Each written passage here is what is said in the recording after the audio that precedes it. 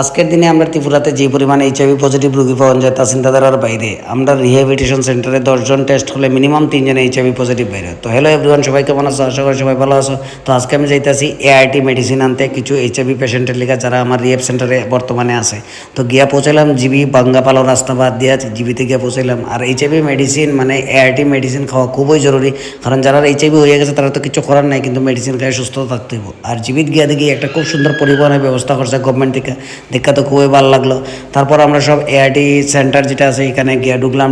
এখানে যাওয়ার পরেই পরিষেবা তো শুরু হয়ে গেছে। এআরটি পরিষেবা এখন আগের থেকে অনেক বেটার হয়ে গেছে। এআরটি সেন্টারে যাওয়ার পরেই সবাই ওয়েট মাপিয়া আস্তে মেডিসিনের জন্য মানে সবাই আমরা ওয়েট করার লেগে হয়েছে। তো আমরা কিছুক্ষণ ওয়েট করলাম বাইরে বইয়া, কারণ ওয়েট তো করতেই হইব। আর এখানের ভিতরে যারা আমরা স্টাফ আছে তারা তো কয়ে লাভ নেই, তারা তো হসপিটাল কিতা আর পার্ক কিতা সব এক। তারপর মেডিসিন নিয়ে আস্তে আস্তে বাইরে বললাম, বাইরে হাঁটতে হাঁটতে যাইতে লাগে, কারণ পার্কিং অনেক দূরে রাখছি। রোদ্র তো কয়ে লাভ নেই, হাইটে হাইটে গেলাম। তারপর জিবির থেকে বাইরে গেছি, বাইরে একটু রওনা দিলাম মেলার মাঠের দিকে, কারণ আমার একটা মোবাইল আছে, এটা একটু ঠিক করে দিতে লাগে, এটা নষ্ট হয়ে গেছে ডিসপ্লে।